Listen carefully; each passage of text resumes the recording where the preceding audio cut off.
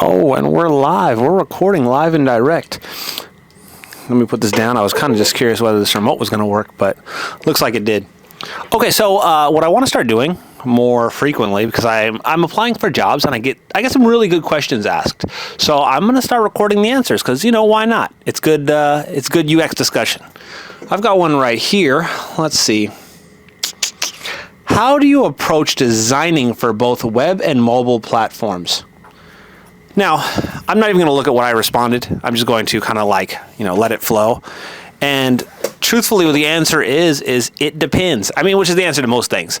But I've had situations where the web kept the same, the mobile, like if it was a native app, it kept the same design as the responsive web. So really, we were designing for a responsive web that was translating to the native applications.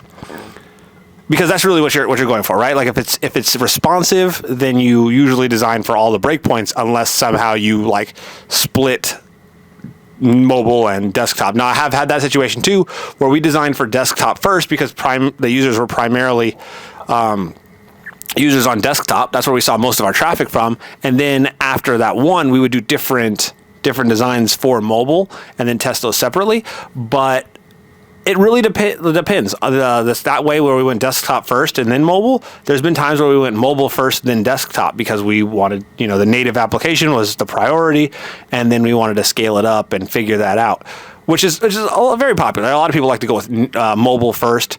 I think, it really depends. I think it's figuring it out, what needs to be there first, what information you need, what are you trying to convey, what flows, and what are you really trying to solve with this design that translates to all the screens. Obviously, you have less real estate in mobile, so it means either you break it into multiple screens or you add, you hide and show things based on, an accordion, a collapse, a different page, different information, different ways to kind of present similar information, but you may have to break it down into more steps, or kind of giving people what they're looking for before giving them everything, right? Before you get cognitive overload or you're scrolling for 9,000 years.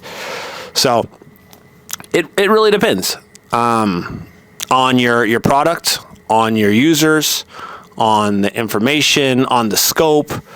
I've worked with teams, like I said, that had a completely different team for native products.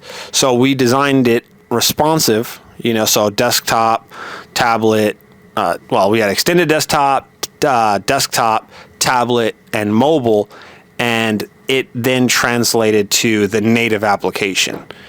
The good news is when they were working with me, it was pretty similar. Like I already done the thinking to kind of translate it to that in mobile, the mobile platform, so they didn't really have to change much. They kind of looked at it, reviewed it, but not every team was doing that. Some were just designing for desktop and extended desktop and not doing tablet or mobile. I just was trying to go above and beyond, and because realistically, I think your design should be responsive. You should think about how they're going to translate, because people do have different browsers, different screens, and that's just kind of my thinking on it.